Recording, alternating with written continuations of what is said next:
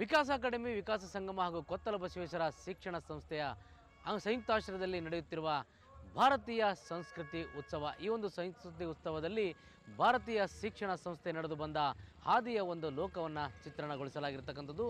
ಈ ಒಂದು ಶಿಕ್ಷಣ ಸಂಸ್ಥೆ ಹಿಂದೆಯೂ ಕೂಡ ಐತಿಹಾಸಿಕ ಒಂದು ಇತಿಹಾಸ ಇರತಕ್ಕಂಥದ್ದು. ನೃಪತುಂಗನ ನಾಡು ಸೇಡಂನಲ್ಲಿ ಕೋಟೆ ಕೊತ್ತಲಿನಲ್ಲಿ ಸಿಕ್ಕಂಥ ಒಂದು ಬಸವಣ್ಣನ ವಿಗ್ರಹದ ಕಾರಣಕ್ಕಾಗಿ ಕೊತ್ತಲ ಬಸವೇಶ್ವರ ಶಿಕ್ಷಣ ಸಂಸ್ಥೆ ಅಂತ ಹೆಸರಿಡಲಾಯಿತು. 1974ರಲ್ಲಿ ಕೇವಲ 5 ವಿದ್ಯಾರ್ಥಿಗಳೊಂದಿಗೆ ಮಡಿವಾಳಯ್ಯ ಸ್ವಾಮೀಜಿಗಳು ಆರಂಭಿಸಿದಂಥ ಈ ಶಿಕ್ಷಣ ಸಂಸ್ಥೆ ಇದೀಗ ಹೆಮ್ಮರವಾಗಿ 7,000ಕ್ಕೂ ಅಧಿಕ ವಿದ್ಯಾರ್ಥಿಗಳು, 600ಕ್ಕೂ ಅಧಿಕ ಸಿಬ್ಬಂದಿಗಳನ್ನು ಒಳಗೊಂಡು ಈ ಒಂದು ಶಿಕ್ಷಣ ಸಂಸ್ಥೆ ನಡೀತಾ ಇದೆ. ಹೀಗಾಗಿಯೇ ಈ ಒಂದು ಸಂಯುಕ್ತಾಶ್ರಯದಲ್ಲಿ ಇವತ್ತು ನಡೀತಕ್ಕಂಥ ಭಾರತೀಯ ಶಿಕ್ಷಣ ಸಂಸ್ಥೆಯ ಅಡಿಯಲ್ಲಿ ನಡೀತಕ್ಕಂಥ ಏನು ಭಾರತೀಯ ಸಂಸ್ಕೃತಿ ಉತ್ಸವ ಇದೆ, ಇದರಲ್ಲಿಯೂ ಕೂಡ ಈ ಒಂದು ನಡೆದು ಬಂದ ಹಾದಿಯನ್ನು ನೆನೆಸಿಕೊಳ್ಳದೆ ಇರಲಿಕ್ಕಾಗೋದಿಲ್ಲ. ಹಾಗಾಗಿಯೇ ಇವತ್ತು ನಾನು ನಿಮ್ಮ ಮುಂದೆ ತರ್ತಾ ಇದ್ದೀನಿ ಈ ಒಂದು ಭಾರತೀಯ ಶಿಕ್ಷಣ ಸಂಸ್ಥೆ ನಡೆದು ಬಂದ ಹಾದಿ.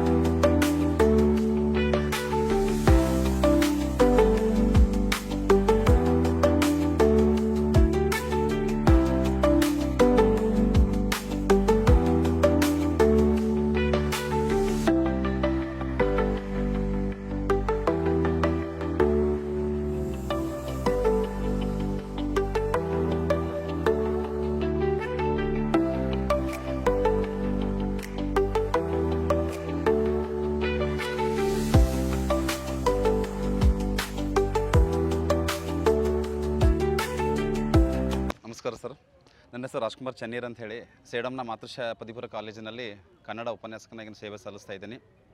ವಿಕಾಸ ಅಕಾಡೆಮಿ ಮತ್ತು ನಮ್ಮ ಒಂದು ಶಿಕ್ಷಣ ಸಂಸ್ಥೆಯ ಅಡಿಯಲ್ಲಿ ಈ ಒಂದು ಬೀರ್ನಹಳ್ಳಿ ಕ್ರಾಸ್ನಲ್ಲಿ ಬರುವಂಥ ಪ್ರಕೃತಿ ನಗರದಲ್ಲಿ ಸಂಸ್ಥೆಗೆ 50 ವರ್ಷ ತುಂಬಿದ ಹಿನ್ನೆಲೆಯಲ್ಲಿ ಸ್ವರ್ಣ ಜಯಂತಿ ಕಾರ್ಯಕ್ರಮ ಹಾಗೂ ಭಾರತೀಯ ಸಂಸ್ಕೃತಿ ಉತ್ಸವ ಕಾರ್ಯಕ್ರಮ ನಡೀತಾ ಇದೆ. ಈ ಒಂದು ಕಾರ್ಯಕ್ರಮದಲ್ಲಿ ಸಂಸ್ಥೆ ಯಾವ ರೀತಿ ನಡೆದು ಬಂದಿದೆ ಅಂತಕ್ಕಂತಹ ಒಂದು ಪ್ರದರ್ಶನೆಯನ್ನು ಏರ್ಪಡಿಸಬೇಕನ್ನೋದು ಸನ್ಮಾನ್ಯ ಪಾಟೀಲ್ಜಿಯವರೊಂದು ಅಪೇಕ್ಷೆ ಆಗಿತ್ತು. ಆ ನಿಮಿತ್ತವಾಗಿ ಹಿರಿಯ ಒಂದು ಶಿಕ್ಷಕರ ಮತ್ತು ಉಪನ್ಯಾಸಕರ ಒಂದು ಮಾರ್ಗದರ್ಶನದಲ್ಲಿ ಈ ಒಂದು ಲೋಕವನ್ನು ಸೃಷ್ಟಿ ಮಾಡಲಾಗಿದೆ. ಇದರಲ್ಲಿ ಸಾಕಷ್ಟು ಕಲಾವಿದರು ಇರಬಹುದು, ಶಿಕ್ಷಕರು ಇರಬಹುದು, ಇದರಲ್ಲಿ ಸಾಕಷ್ಟು ಜನ ಕೆಲಸ ಮಾಡಿದ್ದಾರೆ. ಈ ಒಂದು ನೆಲದ ವೈಶಿಷ್ಟ್ಯ ಏನು ಅಂತಕ್ಕಂಥದ್ದು, ನಮ್ಮ ರಾಷ್ಟ್ರಕೂಟದ ನಾಡಿನ ಒಂದು ವೈಶಿಷ್ಟ್ಯ ಏನು ಅಂತಕ್ಕಂಥದ್ದು, ಆಮೇಲೆ ಬಿಜ್ನಳ್ಳಿಯ ಒಂದು ಪಾದುಕೆಗಳ ಬಗ್ಗೆ ಇರ್ಬೋದು, ಸೇಡಂನ ಮತ್ತು ಐತಿಹಾಸಿಕ ಸ್ಥಳಗಳ ಬಗ್ಗೆ ಇರ್ಬೋದು, ಇವುಗಳ ವೈಶಿಷ್ಟ್ಯ ಏನು ಅಂತಕ್ಕಂಥದ್ದು ನಾಡಿನ ಎಲ್ಲ ಜನರಿಗೆ ತಿಳಿಬೇಕು ಅನ್ನುವಂಥ ಒಂದು ಹಿನ್ನೆಲೆ, ಜೊತೆಯಲ್ಲಿ ಸಂಸ್ಥೆ ಯಾವ ರೀತಿ ನಡೆದು ಬಂದಿದೆ ಅಂತಕ್ಕಂಥ ಒಂದು ವಿಷಯವನ್ನು ಇಟ್ಕೊಂಡು, ಈ ಒಂದು ಕಲ್ಪನೆಯನ್ನು ಇಟ್ಕೊಂಡು ಈ ಒಂದು ಪ್ರದರ್ಶನ ಏರ್ಪಡಿಸಲಾಗಿದೆ. ಮೊದಲಿಗೆ ಅಂದರೆ ನಮ್ಮ ಒಂದು ಪ್ರದರ್ಶನದಲ್ಲಿ ನಾವು ಗಮನಿಸ್ತಕ್ಕಂಥದ್ದು ಒಂದು ನಮ್ಮ ರಾಷ್ಟ್ರಕೂಟರ ನೆಲ ಎಲ್ಲಿಂದ ಎಲ್ಲಿಗೆ ವಿಸ್ತಾರ ಆಗಿತ್ತು ಅಂತಕ್ಕಂಥದ್ದು, ಮತ್ತು ನಮ್ಮ ನೃಪತುಂಗ ಚಕ್ರವರ್ತಿ ಅಂತಹ ಒಂದು ವೈಶಿಷ್ಟ್ಯವನ್ನು ಹೊಂದಿರತಕ್ಕಂಥ ವ್ಯಕ್ತಿ ಅಂತಕ್ಕಂಥ ಒಂದು ಕಾನ್ಸೆಪ್ಟನ್ನು ಮೊದಲಿಗೆ ನಾವು ಆ ಚಿತ್ರದಲ್ಲಿ ನೋಡ್ಲಿಕ್ಕೆ ಸಿಗ್ತದೆ. ಅದಾಗಿದ ಮೇಲೆ ನಮ್ಮ ಒಂದು ದೇವಸ್ಥಾನದ ಹಿನ್ನೆಲೆ, ಯಾವ ರೀತಿ ನಮ್ಮ ದೇವಸ್ಥಾನ ಕೊತ್ತಲ ಬಸವೇಶ್ವರ ದೇವಸ್ಥಾನ ಇತ್ತು, ಅದನ್ನು ಯಾವ ರೀತಿ ಅದನ್ನು ಬೆಳಕಿಗೆ ತರುವಂಥ ಕೆಲಸವನ್ನು ಪೂಜ್ಯರಾಗಿರುವಂಥ ಸಪ್ಪಣ್ಣರ ಶಿವಯೋಗಿಗಳು ಮಾಡಿದ್ರು ಅಂತಕ್ಕಂಥದ್ದು. ನಂತರ ಆ ಒಂದು ದೇವಸ್ಥಾನದ ಪೀಠಾಧಿಪತಿಗಳಾಗಿರುವಂಥ ಪೂಜ್ಯ ಮಡಿವಾಳ ಸ್ವಾಮಿಗಳು ಈ ಒಂದು ನೆಲದ ಒಂದು ಮಕ್ಕಳಿಗೆ ಶಿಕ್ಷಣದ ಅವಶ್ಯಕತೆ ಇದೆ ಅಂತಕ್ಕಂತಹ ಒಂದು ಉದ್ದೇಶವನ್ನು ಇಟ್ಟುಕೊಂಡು 1974ರಲ್ಲಿ 5 ವಿದ್ಯಾರ್ಥಿಗಳನ್ನು ಮೊದಲು ಮಾಡಿಕೊಂಡು ವಸಂತ ಪಂಚಮಿಯ ಒಂದು ಶುಭ ಮುಹೂರ್ತದಲ್ಲಿ ಸಂಸ್ಥೆಯನ್ನು ಪ್ರಾರಂಭಿಸಿದರು. ಇವತ್ತು ಒಂದು ಬೃಹದಾಕಾರವಾಗಿ ನಮ್ಮ ಸಂಸ್ಥೆ ಇವತ್ತು ಬೆಳೆದಿದೆ.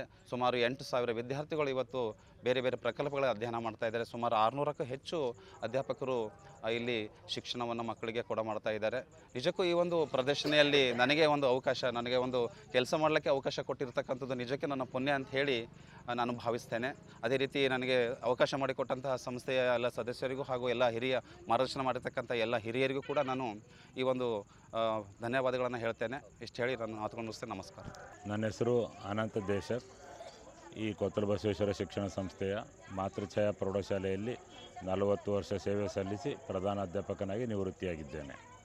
ಸೊ ಈ ಒಂದು ಭಾರತೀಯ ಸಂಸ್ಕೃತಿ ಉತ್ಸವದಲ್ಲಿ ಹಲವಾರು ಪ್ರದರ್ಶನಗಳಿವೆ. ಅದರಲ್ಲಿ ಸಂಸ್ಥೆ ಬೆಳೆದು ಬಂದಂಥ ದಾರಿ ಅಂತೂ ಕೂಡ ಒಂದು ಪ್ರದರ್ಶನ ಇದೆ. ಈ ಒಂದು ಪ್ರದರ್ಶನದಲ್ಲಿ ಸಂಸ್ಥೆಯ ಬೆಳವಣಿಗೆಯ ಒಂದು ಹಿನ್ನೆಲೆಯಲ್ಲಿ ಹಲವಾರು ಮಾಹಿತಿಗಳನ್ನು ನಾವು ಕೊಟ್ಟಿದ್ದೇವೆ. ಅನೇಕರು ಸಾವಿರಾರು ಜನರು ಪ್ರತಿನಿತ್ಯ ಬಂದು ಇದನ್ನು ವೀಕ್ಷಿಸ್ಕೊಂಡು ಹೋಗ್ತಾ ಇದ್ದಾರೆ. ಸಂಸ್ಥೆಯ ಮುಖ್ಯ ಉದ್ದೇಶ ಬರೀ ಶಿಕ್ಷಣ ಕೊಡೋದು ಒಂದೇ ಮುಖ್ಯ ಉದ್ದೇಶ ಆಗಿರಲಿಲ್ಲ. ಜೊತೆಯಲ್ಲಿ ಸಾಮಾಜಿಕ ಪರಿವರ್ತನೆ ಕೇಂದ್ರ ಆಗಬೇಕು ನಮ್ಮ ಸಂಸ್ಥೆ. ಆ ಹಿನ್ನೆಲೆಯಲ್ಲಿ ಸಂಸ್ಥೆಯ ಅಭ್ಯಾಸದ ಜೊತೆಯಲ್ಲಿ ಹಲವಾರು ಬೇರೆ ಬೇರೆ ಅನೌಪಚಾರಿಕ ಚಟುವಟಿಕೆಗಳನ್ನು ಕೂಡ ನಡೆಸ್ಕೊಂಡು ಬಂದಿದೆ. ವಿಶೇಷವಾಗಿ 8,000 ಮಹಿಳೆಯರಿಗೆ ಉಚಿತ ಹೊಲಿಗೆ ಯಂತ್ರಗಳನ್ನು ವಿತರಣೆ ಮಾಡಿದ್ದಾರೆ. 75 ಹೊಲಿಗೆ ಕೇಂದ್ರಗಳನ್ನು ಸ್ಥಾಪನೆ ಮಾಡಿದ್ದಾರೆ. 12,000 ಶೌಚಾಲಯಗಳ ನಿರ್ಮಾಣ ಮಾಡಿದ್ದಾರೆ ಗ್ರಾಮೀಣ ಭಾಗದಲ್ಲಿ ಕೇಂದ್ರ ಸರ್ಕಾರದ ಸಹಯೋಗದೊಂದಿಗೆ. ಸುಮಾರು 6,000 ವಿದ್ಯಾರ್ಥಿಗಳಿಗೆ ಅಧ್ಯಯನ ಪ್ರೋತ್ಸಾಹಧನ ಅಂತ ಅವರು ಎಜುಕೇಷನ್ಗೆ ಹೆಲ್ಪ್ ಮಾಡಿದ್ದಾರೆ. 1,840ಕ್ಕಿಂತ ಹೆಚ್ಚಿನ ಮನೆಗಳನ್ನು ನೆರೆ ಸಂತ್ರಸ್ತರಿಗೆ ನಮ್ಮ ಸಂಸ್ಥೆಯ ಇನ್ಫೋಸಿಯಸ್ ಸಹಕಾರದೊಂದಿಗೆ ಆ ಒಂದು ಮನೆಗಳ ನಿರ್ಮಾಣವನ್ನು ಕೂಡ ಸಂಸ್ಥೆ ಮಾಡಿದೆ. ಜೊತೆಯಲ್ಲಿ ನಮ್ಮ ಭಾಗವನ್ನು ಹೈದರಾಬಾದ್ ಕರ್ನಾಟಕ ಅಂತ ಕರಿತಾ ಇದ್ದರು. ಈ ಒಂದು ಕೀಳರಿಮೆಯ ಪಟ್ಟವನ್ನು ತೆಗೆದುಹಾಕಿ ಇದನ್ನು ಕಲ್ಯಾಣ ಕರ್ನಾಟಕ ಅಂತ ಘೋಷಣೆ ಮಾಡೋದರಲ್ಲಿ ನಮ್ಮ ಸಂಸ್ಥೆಯದು ಕೂಡ ಒಂದು ದೊಡ್ಡ ಪಾತ್ರ ಇದೆ. ಹೀಗೆ ಸಂಸ್ಥೆ ಬರೀ ಶಿಕ್ಷಣ ಒಂದೇ ಉದ್ದೇಶ ಇಲ್ಲ, ಸರ್ವಾಂಗೀಣ ಉದ್ದೇಶ ಆಗಬೇಕು ನಮ್ಮ ಭಾಗದ್ದು. ಇಲ್ಲಿ ಅಧ್ಯಯನ ಮಾಡ್ತಕ್ಕಂಥ ವಿದ್ಯಾರ್ಥಿಗಳದು ಕೂಡ ಸರ್ವತೋಮುಖ ಅಭಿವೃದ್ಧಿ ಆಗಬೇಕು. ಆ ಹಿನ್ನೆಲೆಯಲ್ಲಿ ಸಂಸ್ಥೆ ಆ ಕಲ್ಪನೆಯೊಂದಿಗೆ ಸಂಸ್ಥೆ ಪ್ರಾರಂಭ ಆಗಿದೆ. ಸೊ ಅದರದ್ದೇ ಒಂದು ಚಿತ್ರಣವನ್ನು ಇಲ್ಲಿ ನಾವು ಪ್ರದರ್ಶನದಲ್ಲಿ ಮಾಡಿದ್ದೇವೆ. ನಾವು ಏನೇನು ಮಾಡಿದ್ದೀವಿ ಎಂಬುದನ್ನೆಲ್ಲ ಮಾಹಿತಿಯನ್ನು ಕೊಟ್ಟಿದ್ದೇವೆ ಆ ಪ್ರದರ್ಶನದಲ್ಲಿ. ಅನೇಕರು ಬಂದು ನೋಡಿ ಖುಷಿಯನ್ನು ವ್ಯಕ್ತಪಡಿಸ್ತಿದ್ದಾರೆ. ನಮಗೂ ಕೂಡ ಹೆಮ್ಮೆ ಇದೆ.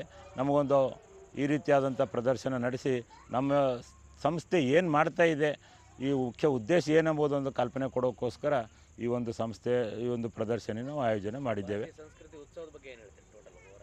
ಭಾರತೀಯ ಸಂಸ್ಕೃತಿ ಉತ್ಸವ ಇದು 7ನೇ ನಡೀತಾ ಇದೆ. ಸೊ ಈ ಉತ್ಸವದ ಮುಖಾಂತರ ಸಜ್ಜನ ಶಕ್ತಿಗಳನ್ನು ಒಗ್ಗೂಡಿಸ್ತಕ್ಕಂಥ ಮುಖ್ಯ ಉದ್ದೇಶ. ಹಲವಾರು ಶ್ರೇಷ್ಠ ಸಂತರು, ಮಹಾಪುರುಷರು ಎಲ್ಲರೂ ಒಂದಾಗಿ ಬಂದು ಒಂದು ಸಮಗ್ರವಾದಂಥ ದೇಶದ ಅಭಿವೃದ್ಧಿಯ ಒಂದು ಕಲ್ಪನೆಯನ್ನು ಇಟ್ಕೊಂಡು ಇಲ್ಲಿ ಬಂದಿದ್ದಾರೆ. ಇಲ್ಲಿವರೆಗೂ 6 ಭಾರತೀಯ ಸಂಸ್ಕೃತಿ ಉತ್ಸವ ಆಗಿದೆ. ಇದು 7ನೇ ನಡೀತಾ ಇದೆ. ಸೊ ಇದ್ರ ಮುಖಾಂತರ ನಾವು ಜನರಲ್ಲಿ ಜಾಗೃತಿ ಮಾಡಬೇಕು, ಒಂದು ಸ್ವಾಭಿಮಾನವನ್ನು ಬೆಳೆಸಬೇಕು.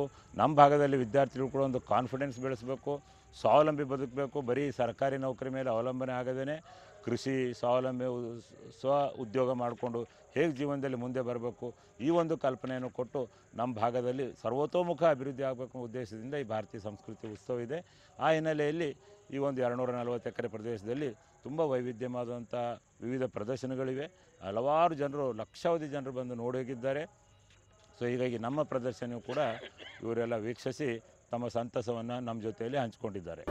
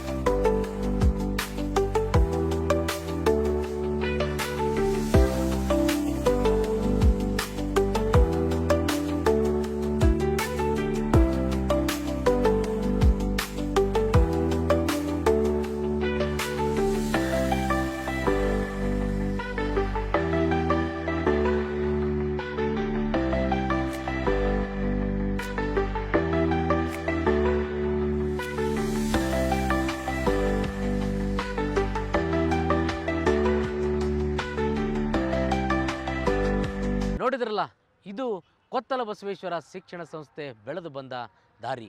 ಯಾಕಂದರೆ ಈ ಒಂದು 240 ಎಕರೆ ವಿಶಾಲವಾದ ಪ್ರದೇಶದಲ್ಲಿ ಭಾರತೀಯ ಸಂಸ್ಕೃತಿ ಉತ್ಸವ ನಿರ್ಮಾಣ ಆಗೋದಕ್ಕೆ ಮೂಲ ಕಾರಣ ಭಾರತೀಯ ಶಿಕ್ಷಣ ಸಂಸ್ಥೆ, ವಿಕಾಸ ಸಂಗಮ ಹಾಗೂ ವಿಕಾಸ ಅಕಾಡೆಮಿ. ಹಾಗಾಗಿಯೇ ಈ ಒಂದು ಭಾರತೀಯ ಶಿಕ್ಷಣ ಸಂಸ್ಥೆಯ ಬೆಳೆದು ಬಂದ ಹಾದಿಯನ್ನು ನಾವು ನಿಮಗೆ ತೋರಿಸಿದ್ದೇವೆ. ಮತ್ತಷ್ಟು ಮುಂದಿನ ಲೋಕದಲ್ಲಿರ್ತಕ್ಕಂಥ ವಿಶೇಷತೆಗಳನ್ನು ನಾನು ಮತ್ತೆ ನಿಮ್ಮ ಮುಂದೆ ತರ್ತೇನೆ. ಅಲ್ಲಿವರೆಗೂ ನೋಡ್ತಾ ಇರಿ SSV TV, ಇದು ವಿಶ್ವಾಸದ